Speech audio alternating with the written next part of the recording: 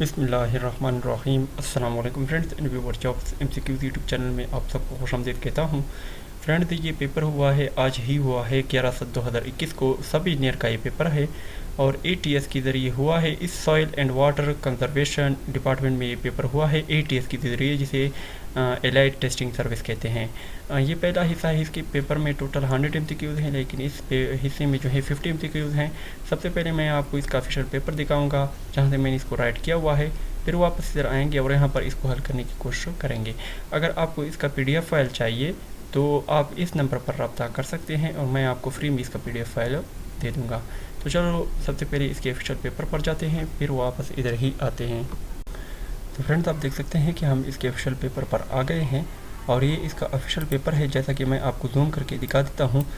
ये पेपर जो है paper for the post of सब इंजीनियर सिविल यानी BPS 12 का पेपर है और इस पेपर की कुल जो थे टाइम जो था 90 मिनट था और ये इसका फुल पेपर है जो मैंने राइट किया हुआ है। ये सारे MCQs जो इस पार्ट में हैं सारे जो है सब सिविल इंजीनियरिंग से रिलेटेड हैं। जितने भी सिविल इंजीनियर हैं जो मेरे सब्सक्राइबर हैं वो इसको लाजमी देखें और इसके लिए सबसे फ़ायदेमंद है।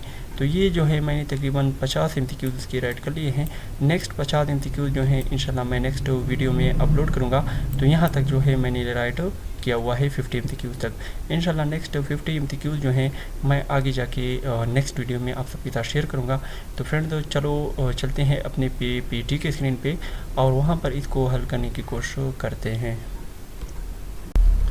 तो फ्रेंड्स, हम अपनी PPT की स्क्रीन पर आ गए हैं और यहाँ पर क्वेश्चन नंबर 1 से इसको हल करने की कोशिश करते हैं कि which one of the following causes a decrease in per capita consumption.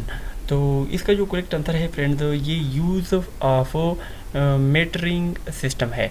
तो ये इसका करेक्ट आंसर है। क्वेश्चन नंबर 2 को देखते हैं कि the most common cause of acidity in water is. तो ये किस चीज़ की वजह से होता है? ये कार्बन डाइऑक्साइड की वजह से होता है। ये इसका करेक्ट आंसर है।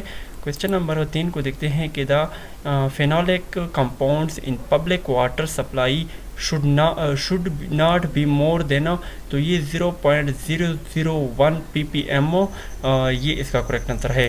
क्वेश्चन नंबर 4 को देखते हैं कि the maximum permissible limit for fluoride in drinking water इस ये कितना होता है? 1.5 मिलीग्राम पर लीटर होता है। क्वेश्चन नंबर 5 को देखते हैं कि स्टैंडर्ड EDTA ये क्या है? Ethylene diamine tetra acetic acid है, ये इसका अब्रीविएशन है।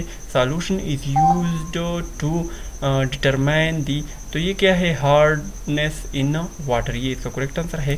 क्वेश्चन नंबर 6 को देखते हैं कि alkalinity in water is expressed as milligrams per litre in terms of equivalent. तो इसमें क्या है? कैल्शियम कार्बोनेट, ये इसका करेक्ट आंसर है। क्वेश्चन नंबर 7 को देखते हैं कि which one of the following values of pH represents a strong acid. तो ये इसका 2 इसका करेक्ट आंसर है। क्वेश्चन नंबर 8 को देखते हैं कि टर्बिडिटी इज मेजर्ड ऑन। तो ये जो होता है स्टैंडर्ड सिलिका स्केल, इसका करेक्ट आंसर है। क्वेश्चन नंबर 9 को देखते हैं कि आर्थोलिडाइन टेस्ट जो होता है is used for determination of. ये जो होता है रेसिड्यूल क्लोरीन का ये टेस्ट होता है। क्वेश्चन नंबर 10 को देखते हैं कि if the total hardness of water is greater than its total alkalinity the carbonate hardness will be equal to. तो ये क्या होता है? टोटल अल्कलिनिटी होता है। इसके बाद नेक्स्ट क्वेश्चन है क्वेश्चन नंबर 11 कि सेलेक्ट द करेक्ट स्टेटमेंट आपने इसमें करेक्ट आपने वो करनी थी, सेलेक्ट करनी थी। तो इसका करेक्ट आंसर क्या था? नन ऑफ दीज था। क्वेश्चन नंबर 12 को देखते हैं कि which one of the following is not a part event. तो ये जो है क्लास इज बीइंग अटेंडेड, ये इसका जो है पार्ट का जो है नहीं था। क्वेश्चन नंबर 13 को देखते हैं कि in PERT analysis the time estimates of activities and probability of their occurrence follow. तो ये क्या है? बीटा डिस्ट्रीब्यूशन करो, ये इसका करेक्ट आंसर है। क्वेश्चन नंबर 14 को देखते हैं कि which of the following is a weakness of bar chart. ये जो है ऑल ऑफ दिस इसका करेक्ट आंसर है।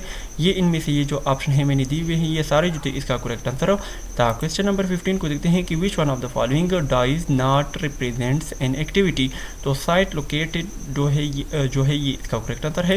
क्वेश्चन नंबर 16 को देखते हैं कि earliest finish of an activity is always, तो ये क्या होता है, less than or equal to earliest means time of the following note, ये इसका करेक्ट आंसर है। क्वेश्चन नंबर 17 को देखते हैं कि सेलेक्ट द करेक्ट स्टेटमेंट, यानी start float and finish float need not be equal, ये इसका करेक्ट आंसर है।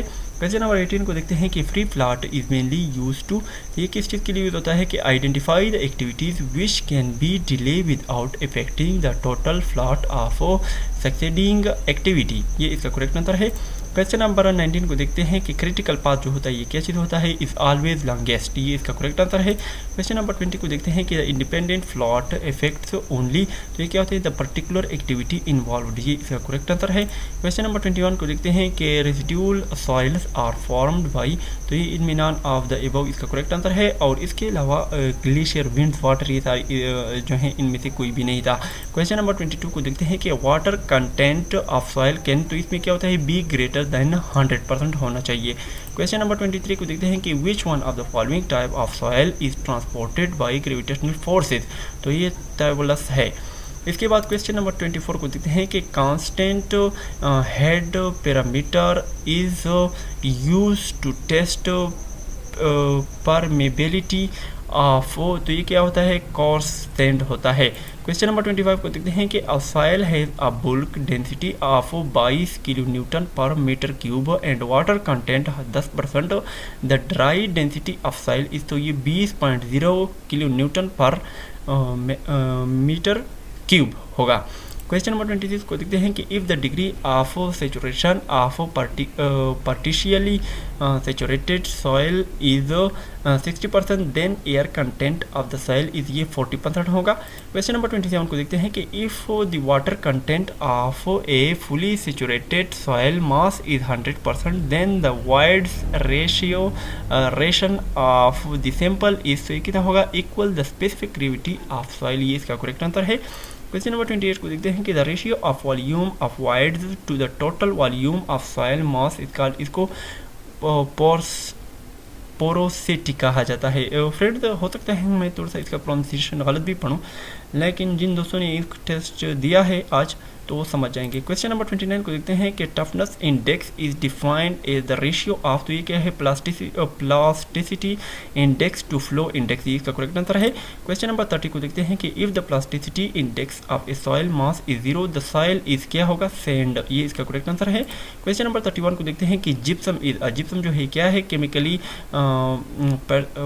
पेरिसिपेटेड सेडिमेंट्री रॉक है। क्वेश्चन नंबर 32 को देखते हैं कि which are the following sedimentary rocks change into quartzite by metamorphic action, तो ये सैंडस्टोन इसका करेक्ट आंसर है। क्वेश्चन नंबर 33 को देखते हैं कि क्वार्ट्ज इज अ, क्वार्ट्ज जो है सिलिकॉस रॉक्स है, क्वार्टिजाइट ये एक सिलिकॉस रॉक है। क्वेश्चन नंबर 34 को देते हैं कि which one of the following is a mineral, quartz जो है ये एक मिनरल है। क्वेश्चन नंबर 35 को देखते हैं कि state of formed by metamorphic action on, तो ये क्या है, शेल है। क्वेश्चन नंबर 36 को देखते हैं कि which of the following is a rock, gypsum जो है ये रॉक है, ये इसका करेक्ट आंसर है। क्वेश्चन नंबर 37 को देखते हैं कि heavy stone is suitable for, heavy stone जो होता है रिटेनिंग वाल के लिए यूज होता है। क्वेश्चन नंबर 38 को देखते हैं कि the stone suitable for rubble masonry should be, ये क्या होगा, हार्ड होगा। क्वेश्चन नंबर 39 को देखते हैं कि which of the following metamorphic rock has the most weather resisting characteristic, तो ये क्या है, क्वार्टिजाइट है। क्वेश्चन नंबर 40 को देखते हैं कि a good building stone should not observe water more than 5% से ज़्यादा, बिल्डिंग का जो स्टोन है वो 5% से ज़्यादा जो है पानी को जज़ब नहीं करना चाहिए। क्वेश्चन नंबर 41 को देखते हैं कि number of unknown internal forces in each member of a rigid joint plane frame is, तो इसको क्या कहते हैं, ये 3 है। क्वेश्चन नंबर 42 को देखते हैं कि degree of static indeterminacy of a rigid joint plane frame having 15 members 3 reaction components of 14 joints इस, तो ये कितने होंगे, 6 होंगे। क्वेश्चन नंबर 43 को देखते हैं कि degree of kinematic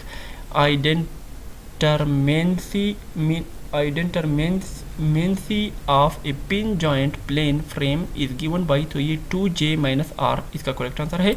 question number 44 को देखते हैं कि independent displacement components to each joint of a rigid joint plane frame are हैं। ये क्या है? 2 लाइनर मोमेंट एंड 1 रोटेशन है। क्वेश्चन नंबर 45 को देखते हैं कि if in a pin jointed plane frame यानी m प्लस आर इंटू ये बड़ा हो 2 जेते then the frame is where m is number of member of r is reaction component and j is number of joints. ये क्या है? Stable and statically indeterminate है।